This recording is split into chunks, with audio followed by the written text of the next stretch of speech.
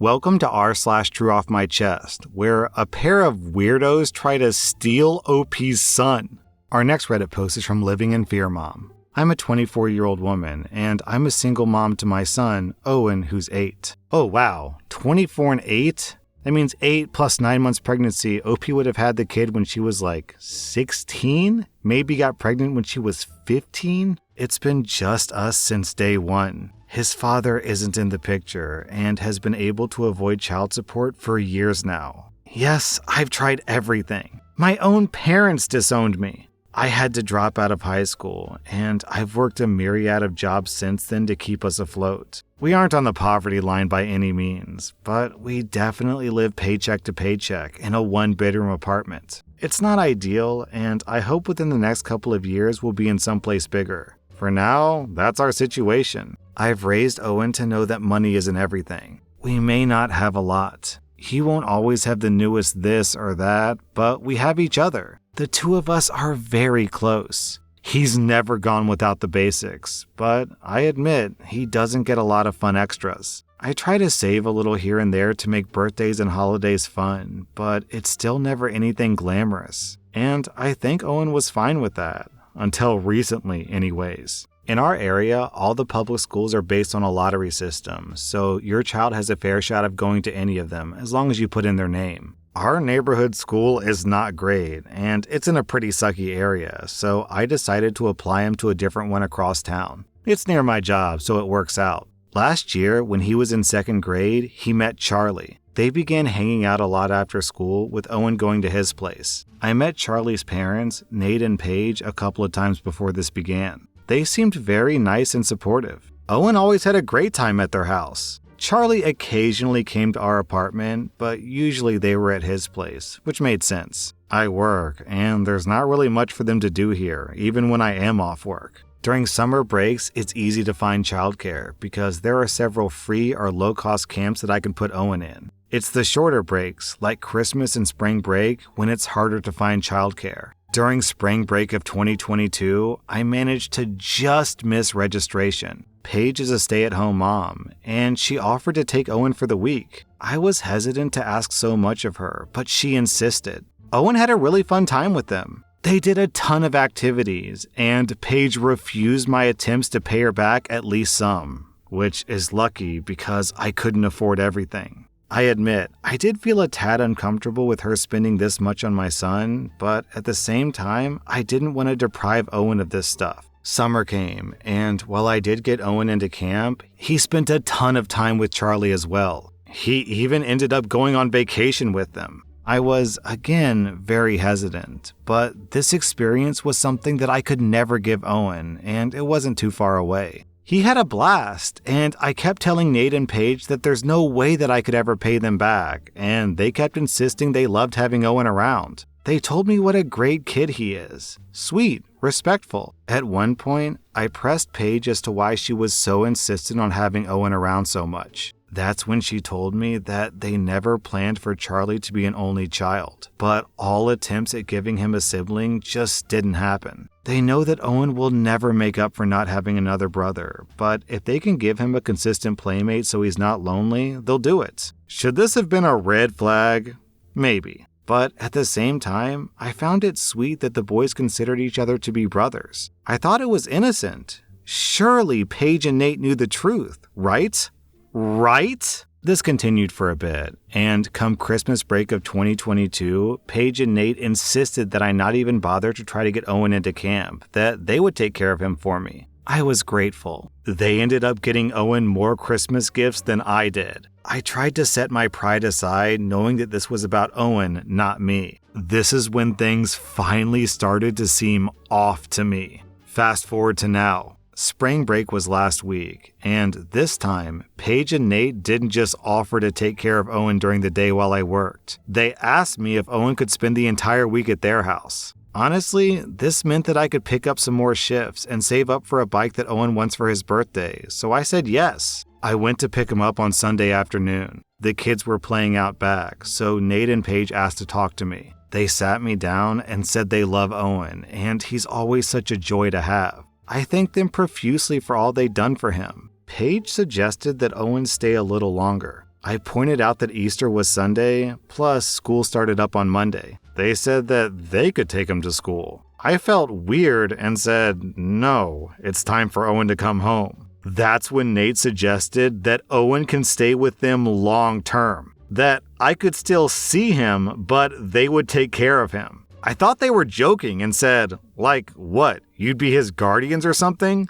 They got quiet, and the reality rushed over me. I pointed out that this isn't a movie, they can't just get custody. They started spouting off some legal stuff about how I could assign them as guardians and they would help make this transition smooth. They told me to think about Owen and what's best for him. I told them there's no way in hell I'm gonna give up my son. I grabbed Owen and we left. I blocked their numbers. Owen has no clue what's going on. I'm keeping him home tomorrow, and I took the day off work to figure some stuff out. Legally, they can't take him. But now I know what they want, and I'm terrified. I do not want him going back to that school. Do we move? I'm so lost, and I feel so stupid because looking back, all the warning signs were there. I know Owen is going to be devastated losing Charlie, Paige, and Nate. How am I ever going to explain it to him? Pause. OP, you said that all the warning signs were there, so you felt so stupid.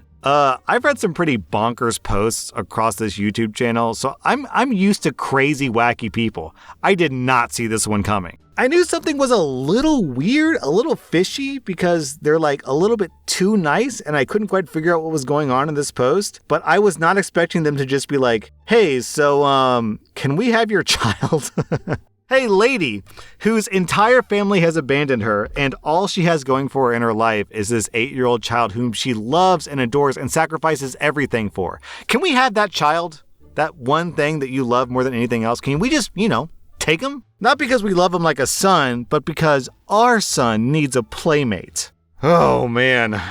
What's so sad about this is we have people trying to basically kidnap someone else's child when there are all these kids in the foster care who would want nothing more than to have a loving family. So why not go through the proper channels instead of just, hey, you know that neighbor who has a kid? Why don't we see if we can take her kid? It's so weird that people think that way. Just adopt. I realize, of course, that adopting is difficult and expensive. It's just, I don't understand why you wouldn't go through the proper channels as opposed to, hey, lady, can we have your child? It's just so weird to me.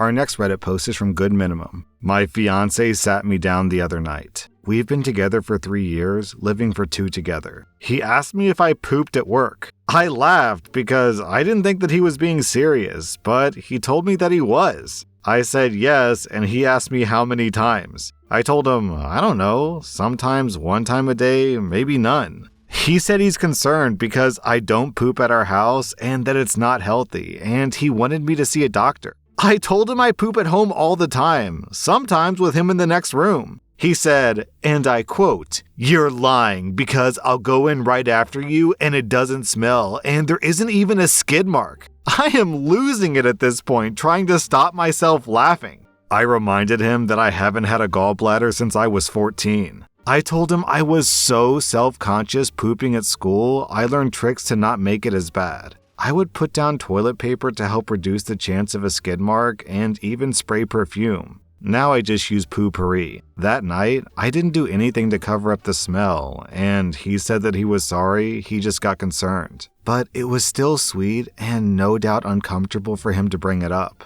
Today I got a text from him. The skid mark trick works. Love you. Oh, what a clever trick. I've been pooping in my backyard so no one finds my skid marks. But now that you mention it, this is a much better strategy. Our next Reddit post is from Chandelier Bing. In 2018, my dad told me that he was planning to open a plant shop and asked if I wanted to help since he was still working his full-time job and wouldn't have time to manage the shop. Now, my dad loves plants. The house is filled with them, and he comes home every day after work to care for them and check in on them. He's extremely knowledgeable about them too, and could tell if a plant was sick and how to treat it without ever having gone to school for it. He told me he really wanted to try it and hoped that he could make something out of it. At that point, I had just gotten discharged from the military and wasn't doing much. Plus, it was rare that he would ask me for my help, so I said sure. Within a week or two, we opened the shop. We planned the prices, the stocks, he taught me the basics of how to take care of various plants, how to make terrariums to sell, and everything else I needed to know to run the shop when he wasn't around. We sold succulents, flowers, bonsai, seeds, anything we thought looked fun and interesting. He sourced everything himself. He came by every day when he had a break from work and even offered delivery services to customers. Unfortunately, the shop didn't last long.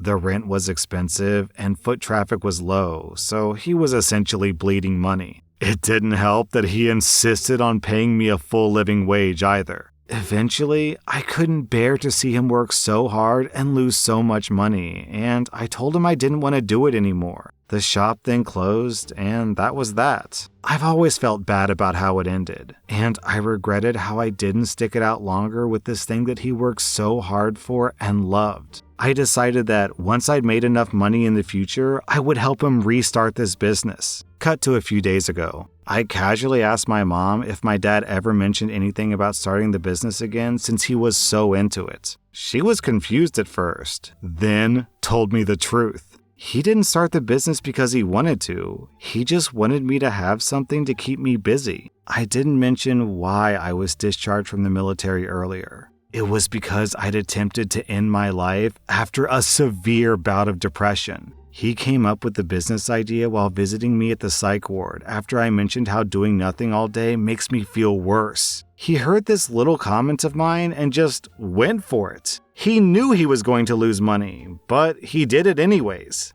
We're not rich by any means, and he used his savings to do this. My mom wasn't supposed to tell me any of this. He knew that if he told me the truth in the beginning, I would have said no because it was too much trouble. And if I found out now, I would just feel bad. As long as it was something that helped me, he was okay with things as is. I don't know what I'm feeling about this. Like most Asian dads and sons, we've never really been affectionate with one another, not with words at least. He's always been more of a silent supporter type, showing up to every achievement and struggle I had. He never said that he cared, but he visited me multiple times a day, every day when I was at the psych ward. I want to thank him, but he would be uncomfortable. I want to say I love him, but he would do the boomer equivalent of cringing. I do plan to thank him at some point, but I'm also feeling uncomfortable because that's just not how we do things. In the meantime, though, thank you, Dad. I love you. Aw, that's super sweet, OP.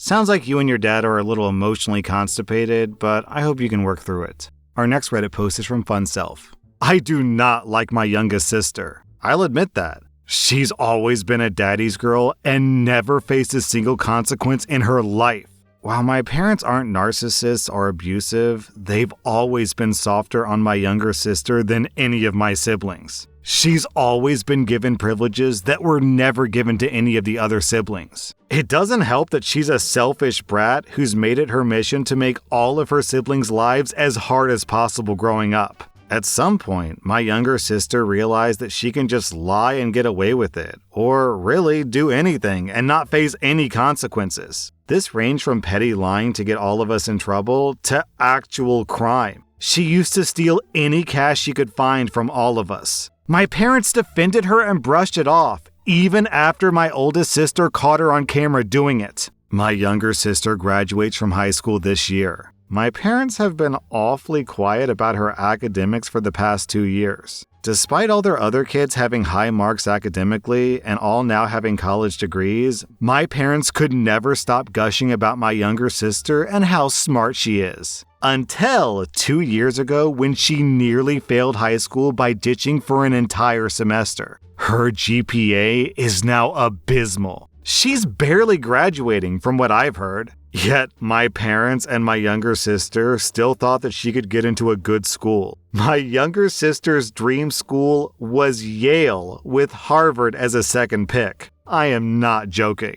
Despite her graduation quickly approaching, I heard nothing about my younger sister's college plans. As it turns out, she and my parents had kept it a secret because she got accepted into 0 of the schools she wanted. They applied to 12 and she only got accepted into 1. The school she got accepted to accepts literally anyone with a pulse that can pay. What makes this more cathartic to me and makes me much pettier is when me and my older brother went to college, my father refused to use any of the money that he saved for our college for us. He claimed that because we got scholarships, we didn't need the money, so he would save it for my younger sister. I know for a fact that my youngest sister is distraught right now. The point is moot anyway, because if she did go to college, she would just fail or drop out. But for the first time in her life, she's actually facing consequences, and I am living for it right now. Down in the comments, I love this reply from Snoo Words. I think I would be very petty and give her a Yale hoodie for her high school graduation.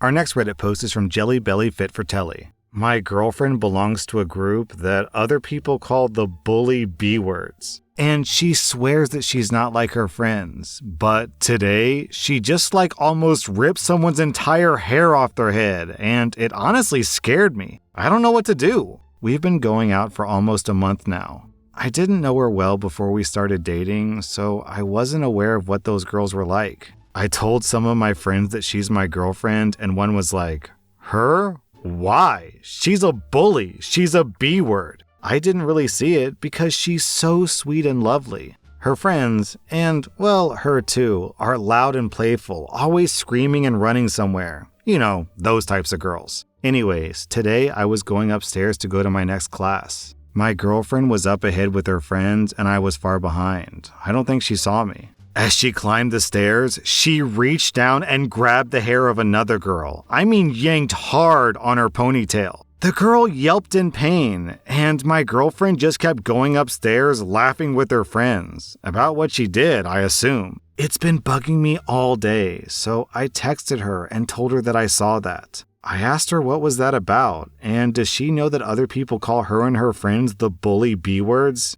She said the hair yank was a joke, that the girl whose hair she yanked was her friend, and I misunderstood the situation, that they were just playing. She then got mad at me, saying that I was making a big deal out of nothing. Am I? I don't think so. I don't really like this. I've been bullied a bit myself in elementary school, so I'm a little sensitive about it. It just doesn't sit well with me. OP, it sounds like you're really young. I would guess middle school or early high school based on how this story reads. Just dump her, move on with your life. She's a bully. She's not really worth, the time and trouble. In a perfect world, you'd be able to sit her down and show her the error of her ways. In a slightly less perfect world, you could dump her and that would make her realize the error of her ways and she would fix herself. But more than likely, she'll just continue to be a bully. So just dump her, man. Move on. That was r/Trueoff My Chest. And if you like this content, check out my podcast where I publish the exact same episodes. Also, hit that subscribe button because I put out new Reddit videos every single day.